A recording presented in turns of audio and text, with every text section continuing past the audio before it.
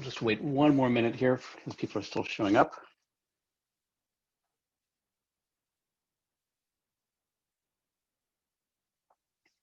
So Emily, are you all ready to go? I'll have Ramon introduce you in just a minute. Yep. All right. Okay, well, welcome everybody to our special student extravaganza colloquium session for fall 2020. We're really pleased to have 3 of our senior graduate students give short but awesome presentations, no pressure. And Ramon will introduce the first of our 3 students in just a minute. Just one quick announcement, a reminder that Earth and Space Exploration Day is happening. It's going virtual, it's going digital, like everything else in the world. October 24th in the morning, that's about all that I know. Ramon might have a bit more details, I don't know, about what's being planned, but it should be good, interactive, safe fun, I guess, one way or another. So with that, I'm happy to turn this over to Ramon to introduce Emily, and I'll try to keep time, Emily. There's no easy way, I don't think, for me to tell well, I'm going to turn off my camera so you won't see me. I'll pop in again when you have just a couple minutes left. Mm-hmm. Okay, great. Okay, just a quick thing on Earth and Space Exploration Day. There's a little bit on the CC website under public engagement, and it's going to be held virtually starting at 10 a.m. and it'll feature demonstrations, talks with scientists, and science activities. So I think it's, stay tuned for more details, but should be really fun event and quite accessible online. So today I'm really pleased to introduce Emily Zawacki to everybody. She's a senior PhD student working with me and also co-advised with Professor Chris Campisano from the School of Human Evolution and Social Change. She came to us from Lawrence University, where she has an undergraduate degree in geology and Spanish. And she has done many things while she's been here in CC. And one notable thing was that she published the outcome of her second project for her qualifying exam for a PhD. She worked on with Professor Amanda Clark, reconstructing an eruption, a volcanic eruption in the Pinacate volcanic field in northern Sonora, just south of the border in Mexico. And so she was able to use her Spanish.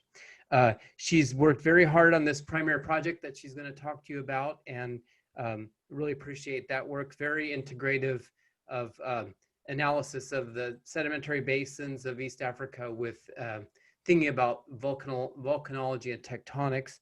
And I'll just say, she's famous in the public sphere for her Twitter handle is she's the Zawackinator. So please take it away. All right, thanks, Ramon. Get this started.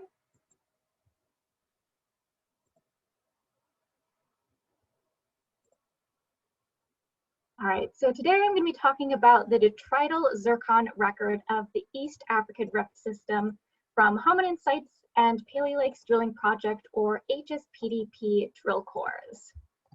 So the East African Rift System, or the EARS, is a region of active continental rifting.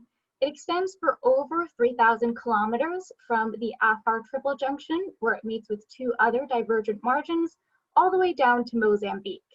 It's divided into the western branch, where there is only isolated volcanism, and then the eastern branch, which would be the focus of this talk, where there is voluminous volcanism.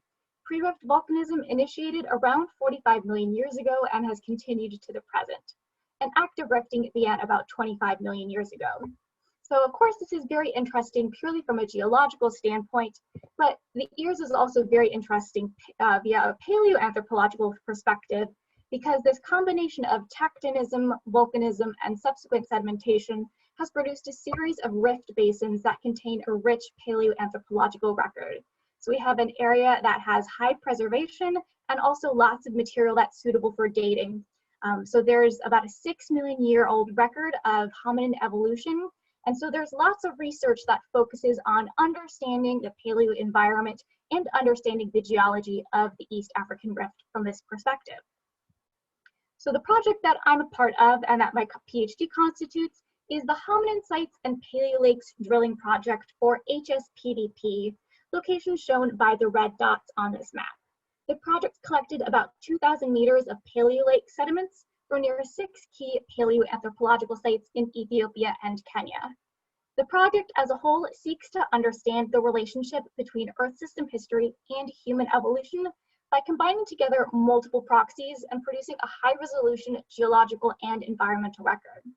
One of my components of the project is to look at the detrital zircon record. So this is quite a step away from the hominins themselves and kind of more purely looking at the geology of the region.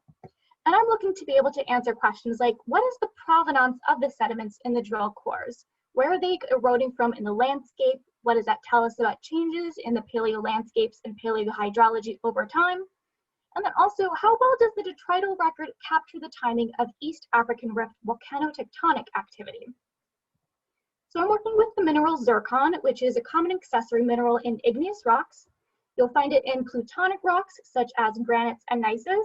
And there are also volcanic zircons. So you'll find that typically in silicic volcanic eruptions. It's very rare to find it associated with basaltic eruptions. And there's a lot of really cool things that you can do with zircons. One of the main great things you can do is you can date them. So here at ASU, we get to do something pretty cool called single crystal laser ablation double dating. So using systematics of isotopes and radioactive decay, we are able to date both a uranium-lead date and a uranium-thorium-helium date of a single zircon. So our uranium-lead has a high closure temperature, and that captures the crystallization age of our zircon.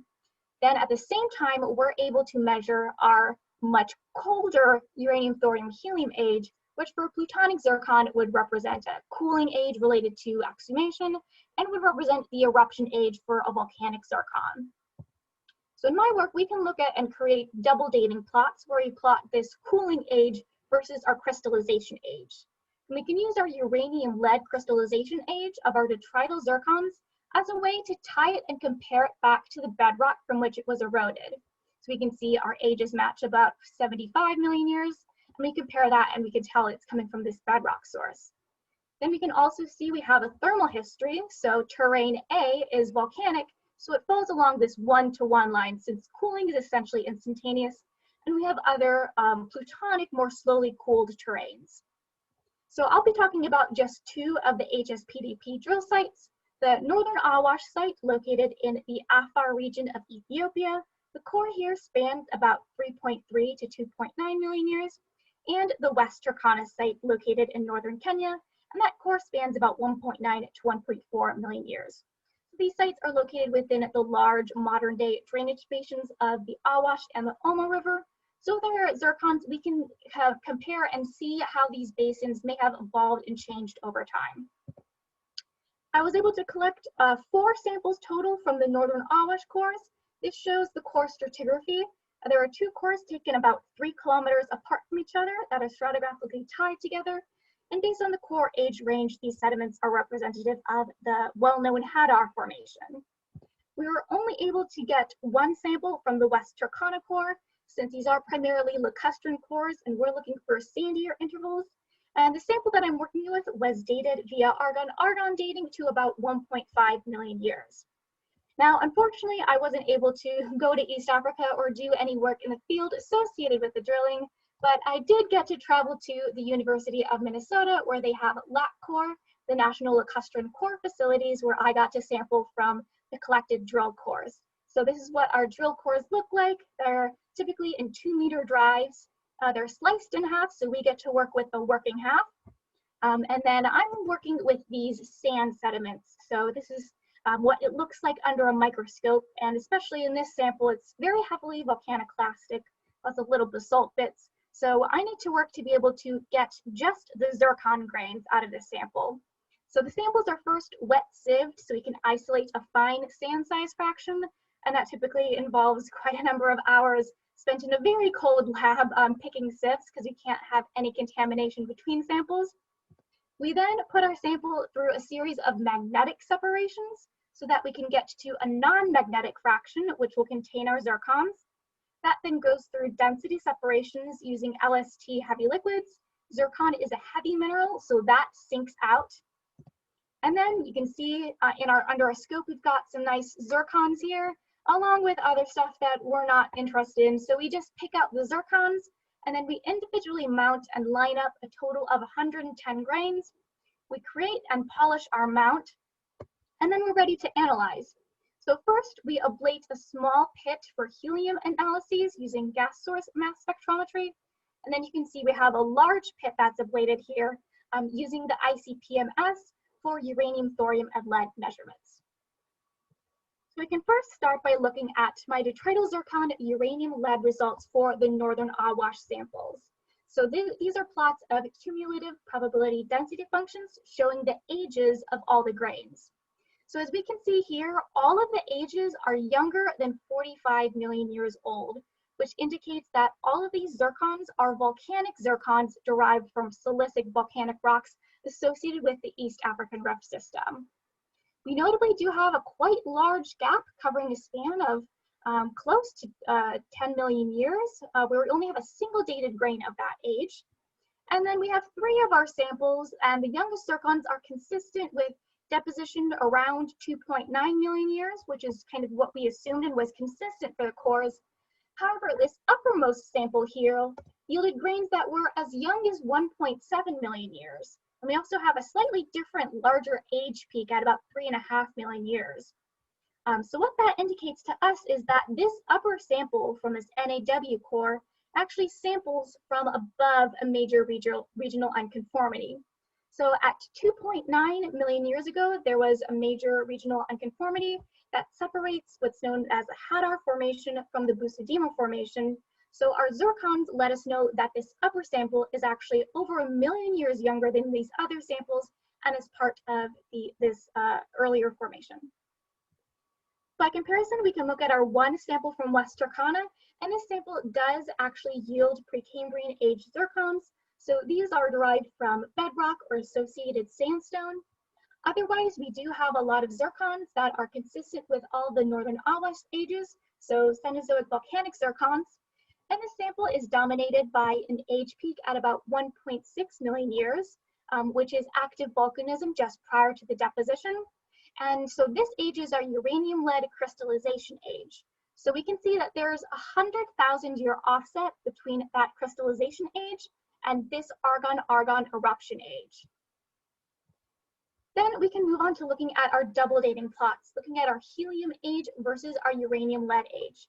So we have our one-to-one line drawn in where we'd expect to see our volcanic grains fall onto having a short lag time from crystallization to eruption. However, what we see in all of these samples is that there's a really wide range in helium ages for a same given uranium lead age. And in fact, for all of these samples, we have helium ages that are younger than the depositional age. So what we see is this very wide spread in helium ages that's indicative of partial resetting, since this is a dynamic active rift likely due to either heating from the salt flows or hydrothermal alteration. Similarly, our West Turkana sample shows very similar patterns, albeit it does have more grains that do fall along the one-to-one line, although this sample also does have helium ages that are younger than the depositional age. Then we can look at our Precambrian age zircons, which are derived from bedrock, which should have slow cooling. And so we do have a number of grains that have ages that are consistent with bedrock cooling ages. But even here, we have zircon helium ages that are as young as 1 million years old. So that indicates that even after the deposition of these sediments, there has to be some sort of partial resetting that's heating them to yield such young ages. Then we can move on to tie these uranium lead ages to the bedrock from where they're likely being eroded from. So our Precambrian aged grains from West Turkana are likely derived from this Lepur range shown on the inset here. There's very few exposures of Precambrian aged units or sandstones that are correlative. And so this is actually quite proximal to our drill site. And in fact, the majority of these zircons from West Turkana are also derived from units that either overlie the Lepur range or are in the very near vicinity. So we're getting quite proximal sediment sourcing for our West Turkana site. Then for Northern Awash, we have our oldest, which are about 40 million years old. And so that's derived from this Amaro Gamo unit. which, as we can see, is south of our modern day drainage basin. So that means that there had to be more connectivity between the systems to get grains of that age. We then have grains about 30 million years that are coming from this western Ethiopian plateau. And then we're going to see even more material coming from this western edge, with grains about 26 million years coming from Dessier series. Our major age peak coming from the Chifra and Finto formations. And then our younger grains are from the stratoid series, which are from encompassing the majority of the Afar Depression. And what we see with this shift to a bigger age peak in our upper sample shows that there was a shift after the unconformity to more localized reworking, as opposed to all material from the western margin. Then finally, we can compare our data to various established periods of volcanic phases in East African Rift history. So although autotridal zircon record only represents silicic activity, and there's a lot of basaltic activity, the record tracks very well with the timing of established phases. However, we notably do not have anything representative, aside for a single grain, of this flood phonolites and silicic eruptive phase. Being a silicic phase, we should see zircons. And so the fact that we don't is indicative of watershed boundaries where that material is not being delivered to our drill sites. So we can kind of end by looking at a schematic of what our zircons in the East African Rift system are going through. We see them primarily coming from silicic volcanism and associated tephra deposits, with a few coming from basement rocks. So these zircons are transported through the fluvial system, where they'll be subject to hydrothermal alteration or heating from basalt flows, and then they'll be deposited and captured by our lake cores, where there is also subsequent hydrothermal alteration. So to conclude, our detrital zircon record of the major watersheds within the East African Rift system are dominated by volcanic zircons that are produced by silicic volcanism associated with the development of the ears. We see the western Afar margin is the predominant sedimentary source for these northern Awash samples. And we have a record that tracks well with established volcanic phases, with gaps due to differences in watershed configurations. And this widespread that we see in helium ages is reflective of this dynamic nature of heating within the rift environment. So thank you to my advisors, collaborators, and co-authors, and my committee members. Thank you very much. We didn't talk about how we're going to handle questions, but I think we should do questions right after each presentation if people have questions in the audience, while ideas are fresh. So if you have any questions, feel free to type them into the Q&A. Or if you want to raise your hand, I'm happy to call on you and turn on your mic. Because you're getting some virtual applause in the chat. All right, we're getting some questions. Megan Bromley asks, how are the cores determined to be representative of their environments? So these are primarily lacustrine cores. So we have paleo lakes that are accumulating sediment. They're accumulating paleo vegetation signals. So there's lots of people that study leaf wax biomarkers. We can look at microfossils in the core, diatoms in the lake. So we have lots of indications in our environmental record of what the paleoclimate may have been like, what the vegetation may have been like, what animals may have lived in the region. And then my work kind of expands farther back into looking at what's kind of going on in this large scale in the landscape systems. Great. And Everett Schock asks, how do your results relate to the paleoanthropology story?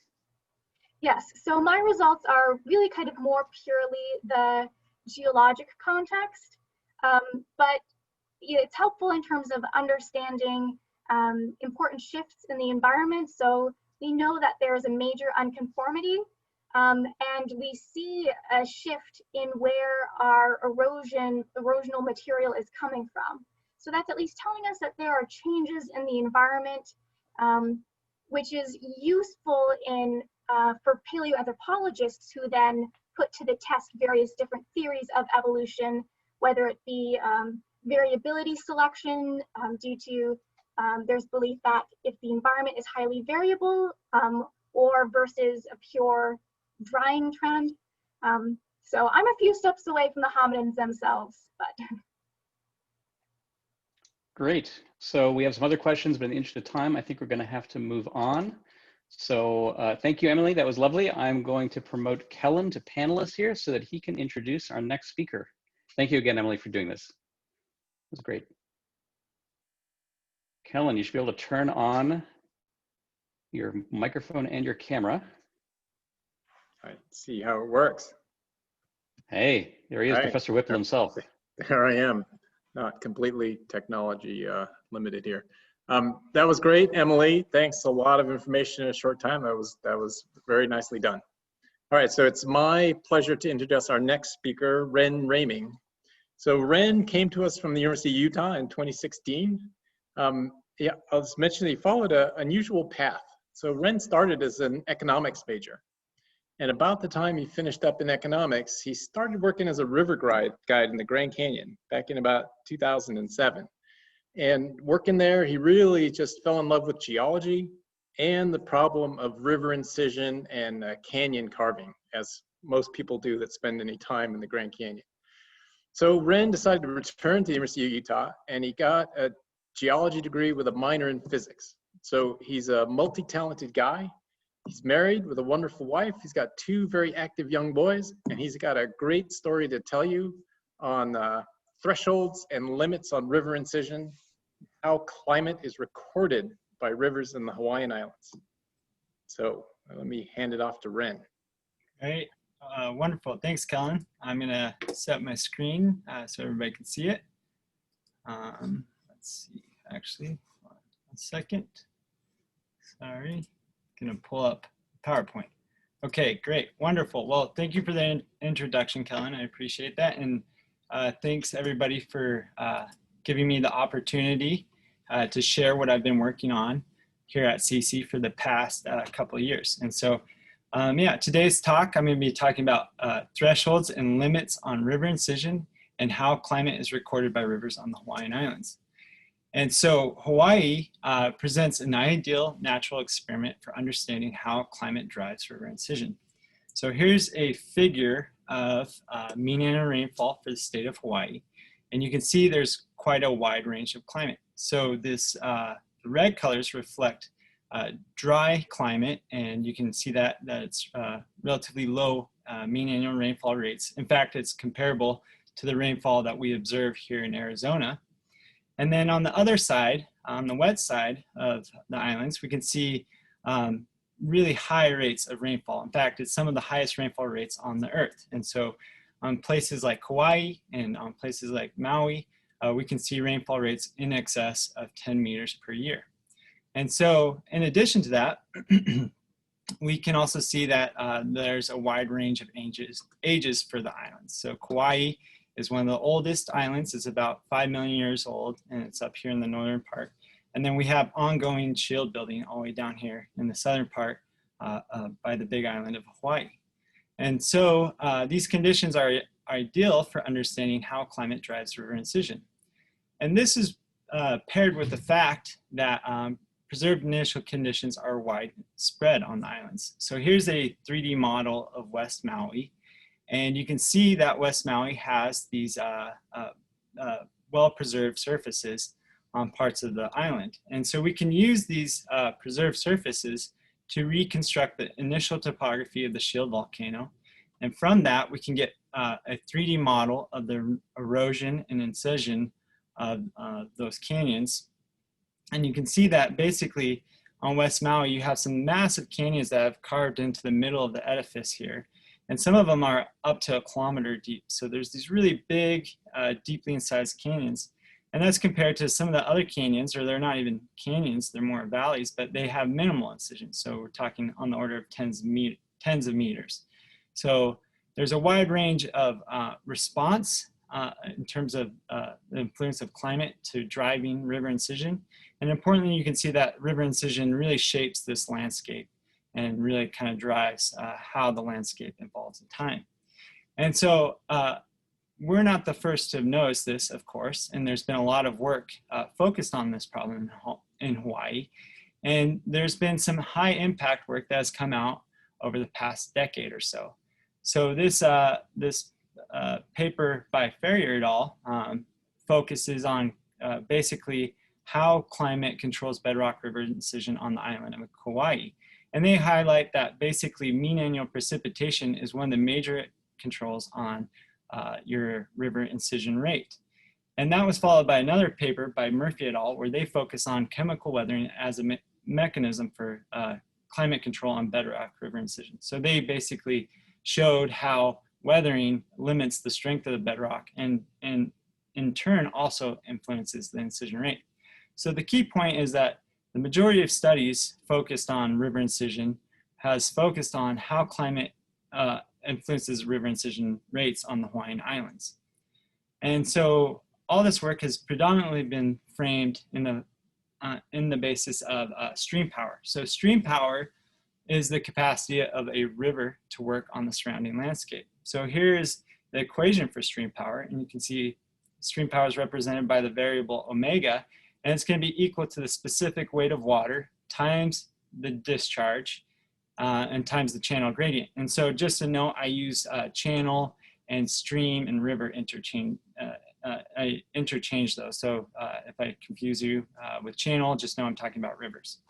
And then same here, you can see on the bottom here, we have the channel width. So that's our stream power, and we can simplify that even more.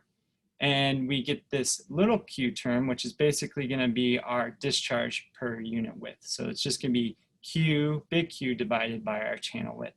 And then dz dx is going to be the gradient of our channel. So one of the things that people have proposed in terms of trying to understand how rivers incise bedrock and their influence on landscape evolution is that the incision rate should be proportional to the stream power model, or sorry, to stream power. And that's how we obtain the stream power incision model. And so the incision rate here is dz dt, and that's going to be equal to our rate coefficient k times our stream power raised to an exponent a. And so a is just, in our case here, is just going to be equal to 1. But the important thing to note is that the stream power, also importantly, the previous work is predominantly focused on how climate has influenced this rate coefficient k. So that's been the primary focus. And it's worth noting that the stream power model is typically applied and tested in tectonic settings where uplift balances incision and signals of river incision thresholds can be obscured. So in a lot of this work, the possibility of a threshold for river incision has been sort of ignored. And so we're going to argue that it actually plays an important role. And so the first line of evidence for that is that uplift in Hawaii is minimal and only sustained for a geologically short time. So without uplift and without a threshold, we can't really recreate realistic stream profiles. So here I'm going to show you a simple 1D stream power model. And the red line is going to be the stream profile as it evolves through time, and the blue is showing your initial conditions. And so you can see basically that the stream cuts down to a gradient of 0. And so that's unrealistic. And so basically to incorporate the role of a threshold, we introduce this threshold term, which is psi. And so this is going to be basically the threshold stream power that needs to be exceeded in order to begin incising the bedrock.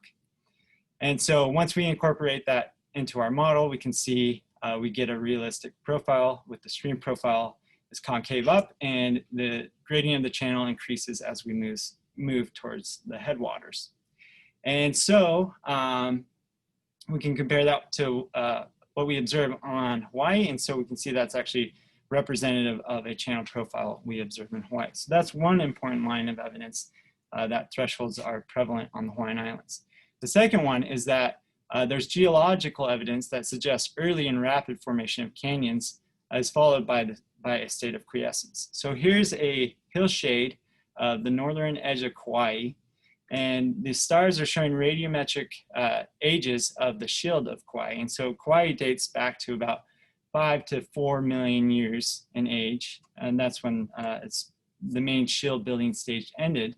But after that, it eroded and the streams began to incise. And you can see that there's some big canyons that have cut into the shield.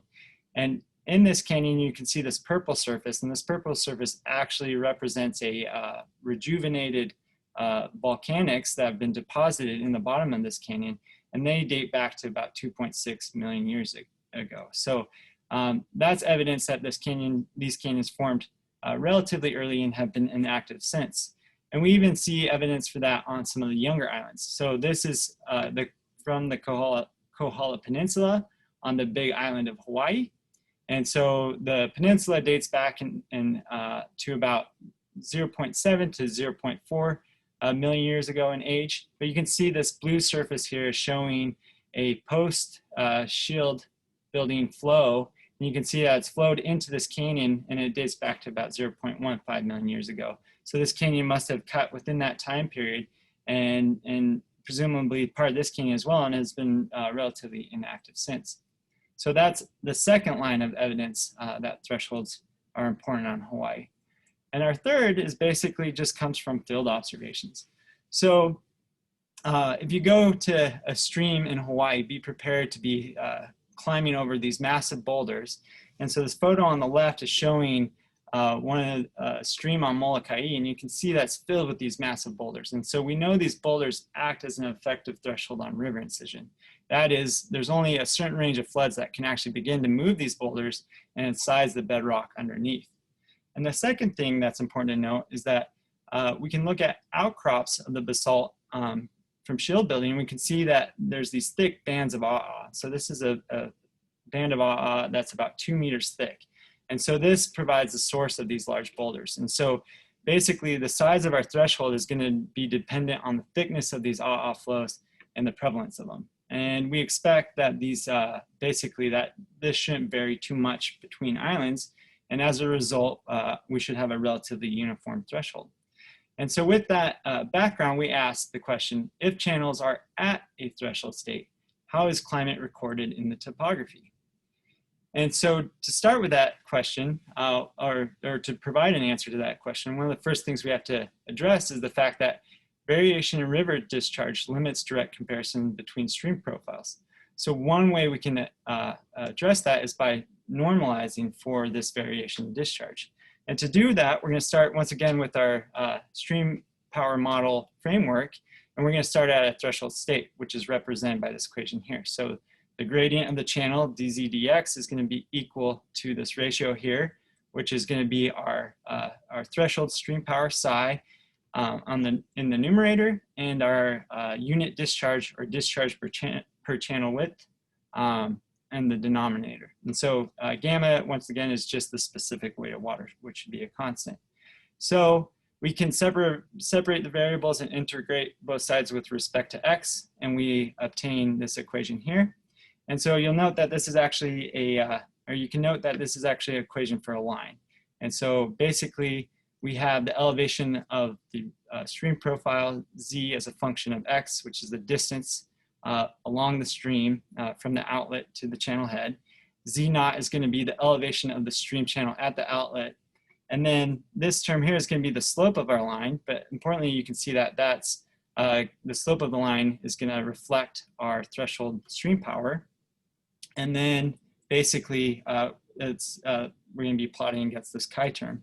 And so chi is basically the inverse unit discharge integrated from the outlet of the stream to any point along the stream. So that's how we can calculate chi.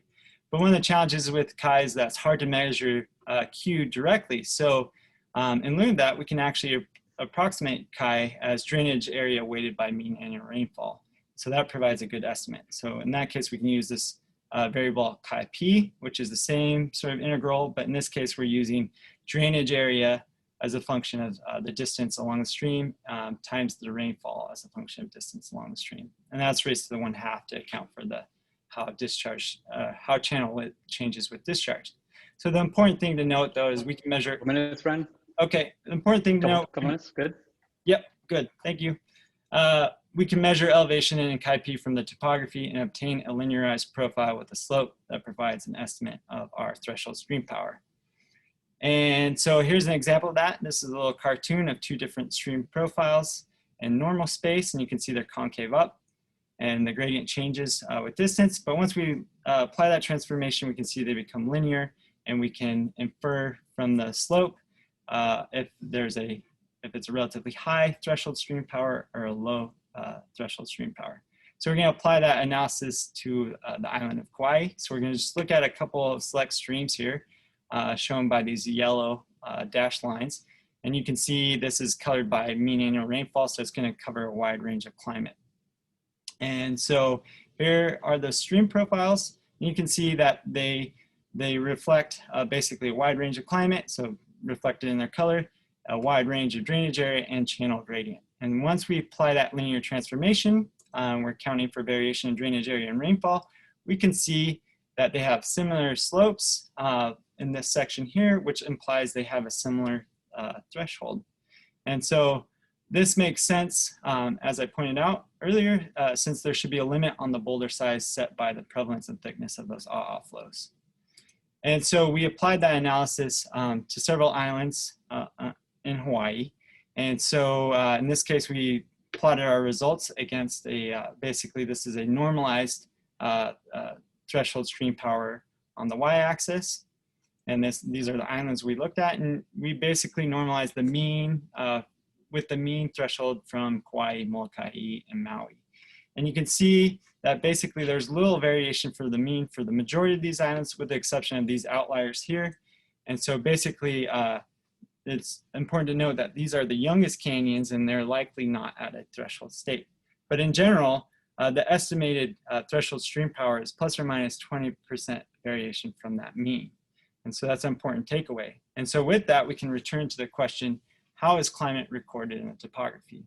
So in this case, if our threshold is relatively constant and our gamma term obviously is constant as well, we can see that wetter climates should produce a greater discharge. And as a result, we can expect a lower channel gradient. So the impact on the topography is going to be reflected in the gradient of the stream profile. So here's a little cartoon of that. This is a dashed line is showing your initial slope, and basically drier channels are going to be steeper, and you're going to have less incision than a wet channel where you're going to have a lower channel gradient, so greater incision. So we can actually see that. Importantly, that suggests that at threshold conditions, topography records climate's influence as maximum incision depth. And then basically when we plot a corrected incision depth, so accounting for drainage area and rainfall against mean annual rainfall, we see this, which is pretty messy. But if we note Kohala could be in a transient state, then we see that there's more of an expected trend where incision depth increases with mean annual rainfall. And so that's an important finding from our work here. And then importantly, this also means that incision rates from threshold conditions have little mean. So basically, I plotted the time average incision rate on the left axis against the age of the shield volcano on the right. And you can see that the incision rates are correlated with time. And so this is basically represents the mean incision depth for all the canyons divided by time. But this is what we'd expect if incision happens rapidly and if we reach a threshold state early. So it's basically a Sadler type effect where we're incorporating longer hiatuses of no incision. And so in conclusion, Hawaii provides a clear example of where thresholds of river incision are important. And thresholds of river incision on Hawaii appear constant, thus climate is recorded in the landscape by setting the gradient of the channel, and as a result, the total incision depth. And although climate must influence incision rates, the topography cannot be used to recover these incision rates. And so thank you for your time. I appreciate this opportunity very much. So. All right, well, congratulations. Another great talk. Very clear, very thorough. Thank you. There's virtual applause building up in the chat. You can sense it if you put your hand on your keyboard. Yeah. Can you feel it? And we have time for a quick question. Carver Beerson has a question. He says, great talk. You mentioned that tectonic settings can hide the thresholding behavior. Can you expand on why this is the case?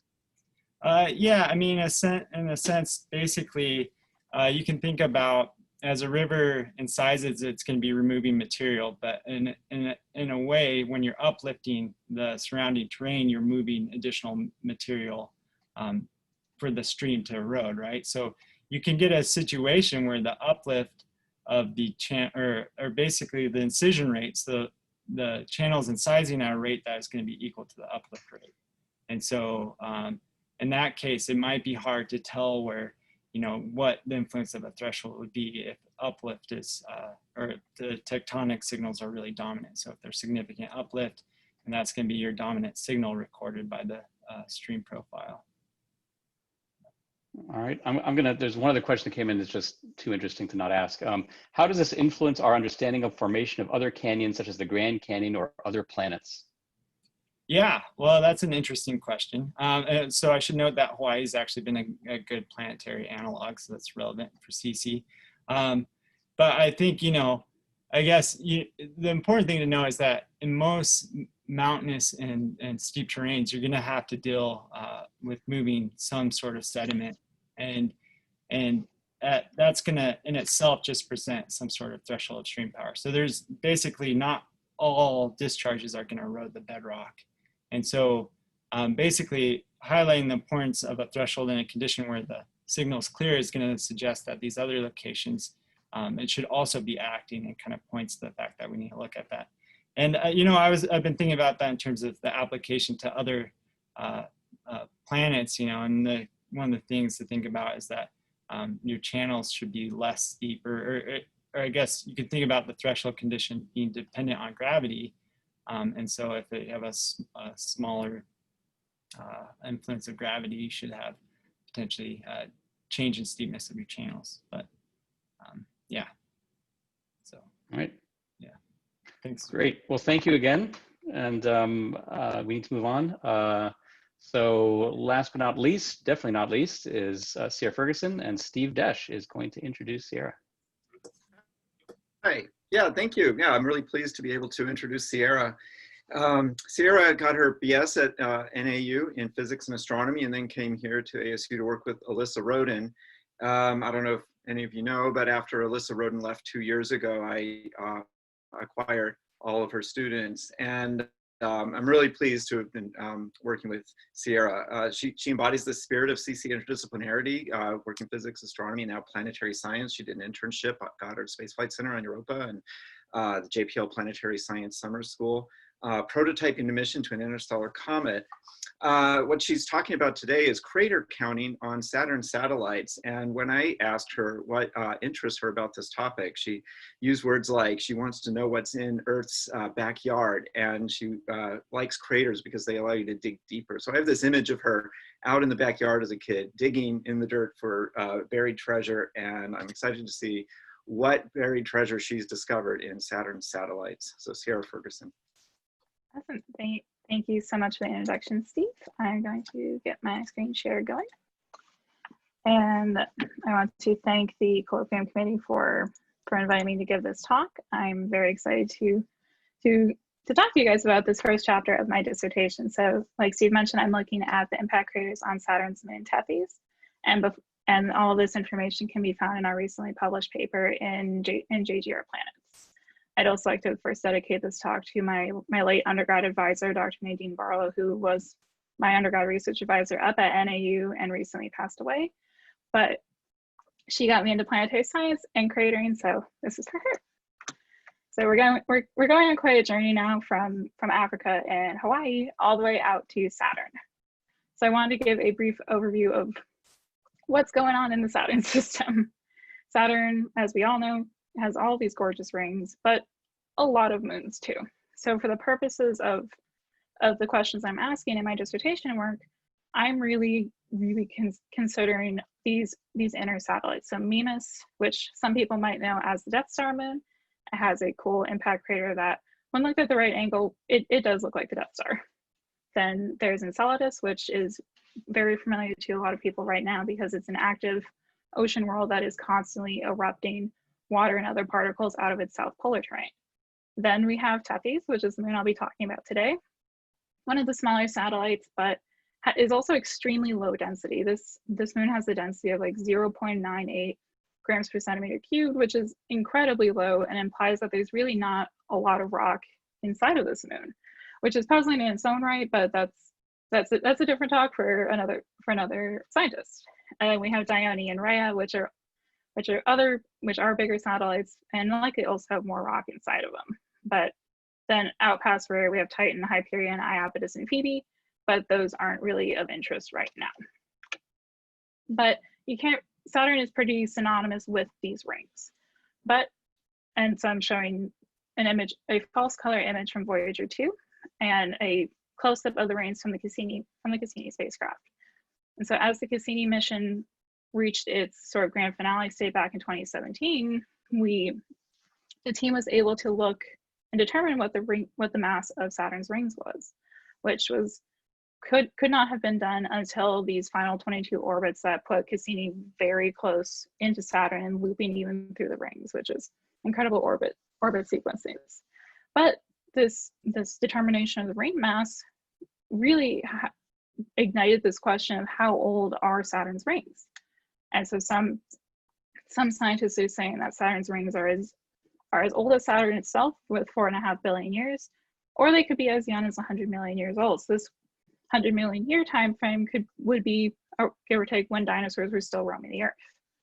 But to understand what's going on with the rings, we first need to also know what happened to the moons and how these moons grew and evolved and did what they've done, because the moons can have an influence on the rings.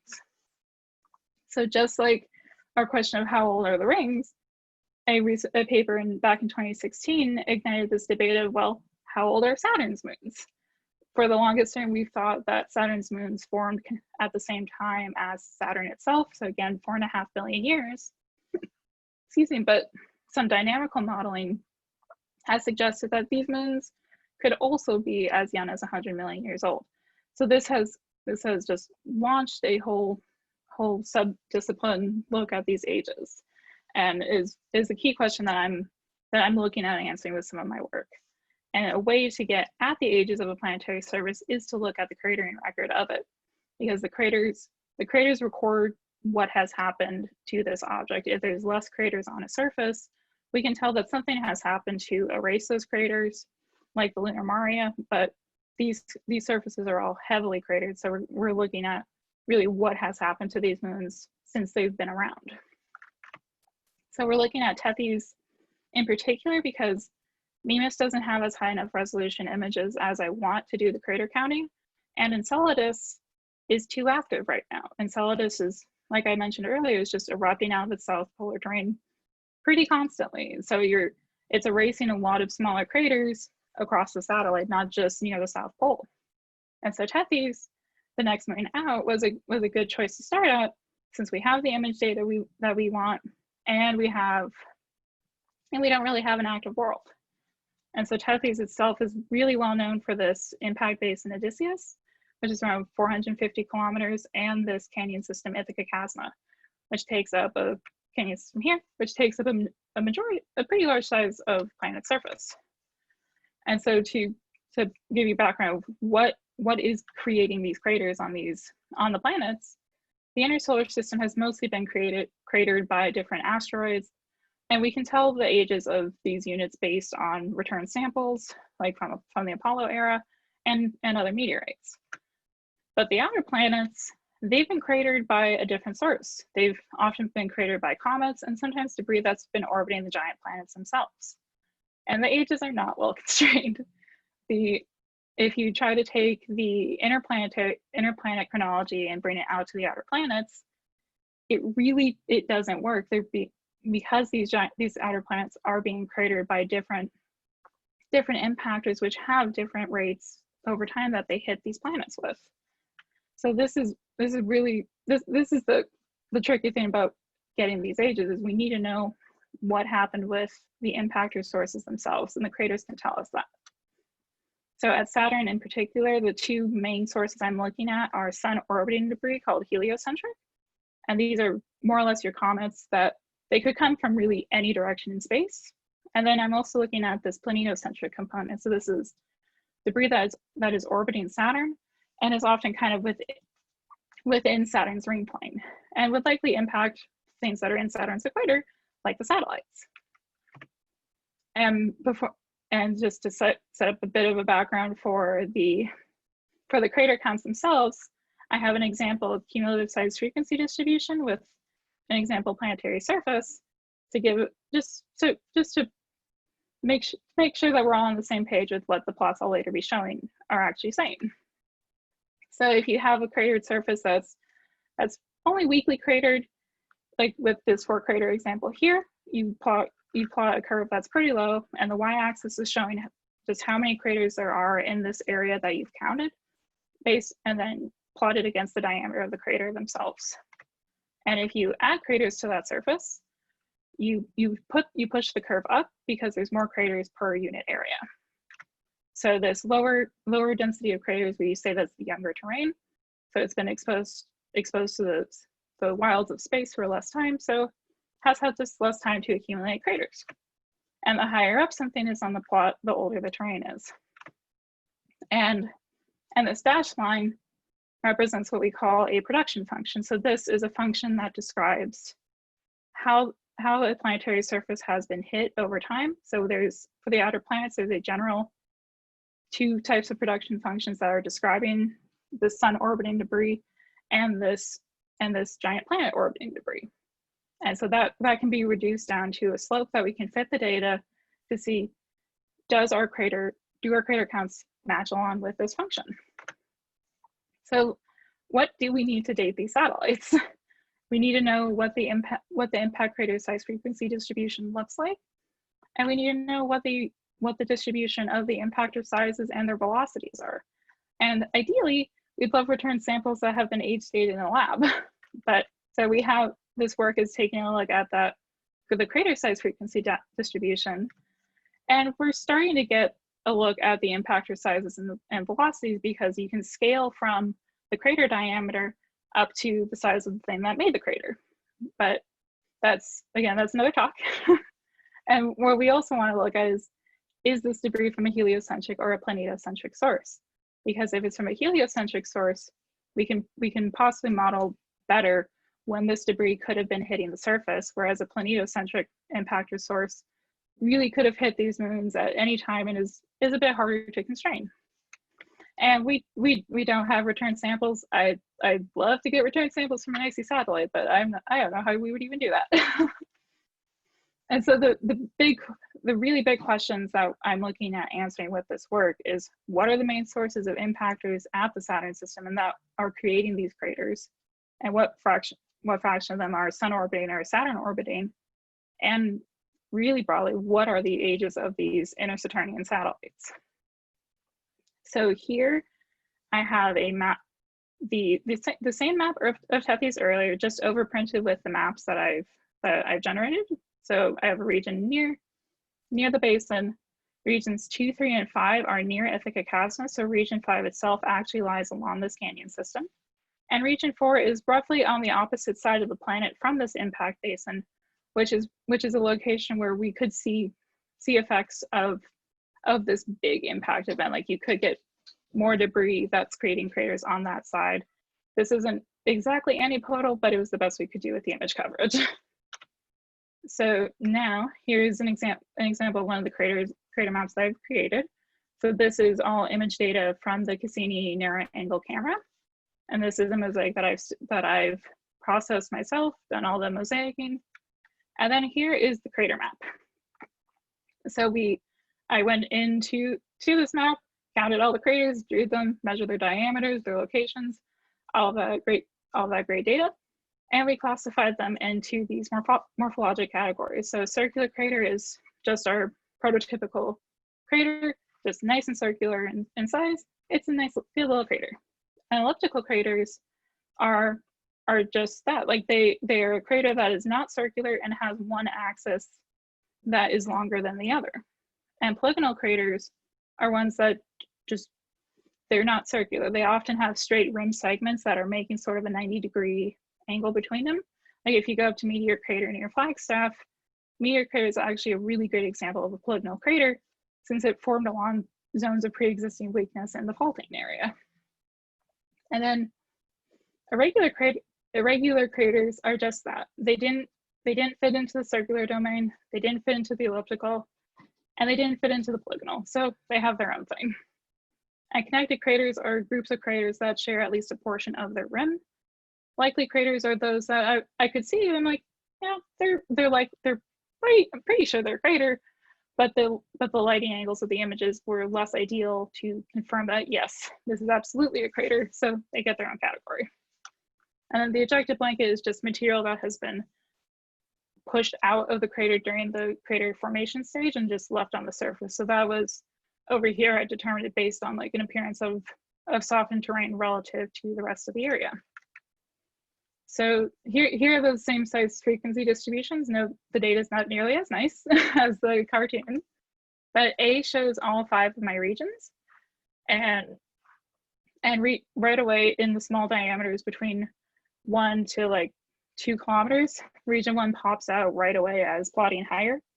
So we've been interpreting region 1 just to be the relative oldest terrain unit, and then regions 3, 4, and 5 are plotting semi-close to each other, and so their ages are likely are similar, relatively speaking. And region 2 is plotting still lower, so we've interpreted this to be like the youngest terrain unit, but we don't have exact ages yet. But region, if you look on C, we have a break in a slope here, which is usually telling us that there's been some sort of crater erasure or difference in impact or population. And this region 5 overlaid that same tectonic system. So maybe that change in slope is related to the tectonics. We're not 100% sure yet. That's still an area of open investigation that we can look at. And so overall, I counted nearly 4,000 craters to get this data set, and there are still more craters in my future work. So going to this question of the production functions, thanks, Ariel. I'm plotting this production function from Zonley et al. 2003. They describe a heliocentric source as their case A scenario, and I have this plotted in the purple dashed line, and it can fit pretty well at the smaller diameters, but it really does not match the data well at large diameters at all. And then I plot this planetocentric debris, which was actually determined based on crater counts at Neptune's moon Triton to the data, and between 4 to 7 kilometers on all the satellites, they match fairly well for the most part, but there's still no one function that perfectly is describing this impactor source here, at least at Tethys. So we've been drawing the conclusion that none of the currently predicted functions fit well with the observed crater record on Tethys. So right now we're finding that a significant component of the crater record was caused by planetocentric debris, and that it's more of a unique population to the Saturn system and not what was described at Neptune. As you could possibly imagine, what the bombardment environment at Neptune is drastically different than what is happening at the Saturn system. And so this is purely unique to the Saturnian satellites. But knowledge of what this planetocentric population looks like is still sparse. It needs more dynamical modeling to really get at what's going on with it. But what's also important to know is we haven't yet ruled out this old moon or young moon scenario, or determined what fraction of heliocentric and planetocentric the craters were, but it's still ongoing to try and get at that even more. And to do this, I'll be doing a similar study on Saturn's moon Dione, and looking at the elliptical craters and their orientations across the mid-sized satellites, because those elliptical craters can potentially give us information about the percentage of these craters that were actually made by planetocentric debris. So I want to wrap that up and thank the committee again for inviting me, and thank the funding sources and my committee. And we'll take any questions. Thank you. Thank you for a very nice talk. Important stuff. And you can also feel the applause building in the chat. Questions. We have time for 1 or 2 quick questions. Carver Beerson asks, have you compared to the Singer et al. Cratering records for Pluto? And he says he's excited to see the Dione results. That's a great question. I did compare mine to her data, and the data they're finding at Pluto actually matches very nicely with a heliocentric impactor source, as does when they compare it to Jupiter. So my craters do plot very differently from where the Pluto system shows up, but it's even more strong, more evidence that there is something unique happening here on Saturn. And yeah, stay tuned for my defense at some point where the Dione results will be discussed. Great. Are there any other questions? We have time for maybe one more. If somebody has a quick one. We are at 4:30. Okay, there is a question in the chat. This will be the last one. Lee Bernard asks, I noticed the crater density falls off for smaller craters. Why is this? So it could be because these craters can be erased more frequently from the surface if other craters are created. So when you create a crater, you launch a bunch of debris that could more easily erase these smaller craters. But that's just one scenario for it. I try to take out craters that could be created from other impacts. So that's a secondary crater, and maybe that could be a result of that fallout. But there's a bit going on there. All right. Well, great. Well, thank you very much, Sierra, and thank you, Emily and Wren too. Those were all great presentations. Thank you very, very much for volunteering to do this. I know it's a little stressful, but hopefully it was kind of fun in its own way, and very useful. And certainly, I think we all learned a lot. So thank you very, very much, and look forward to seeing everybody next week, when our speaker will be Christian Finlater from University of New Mexico, talking about linking galaxy formation with cosmic reionization. So we go way out into space. So, and back in time. So thanks everybody, and see you next week.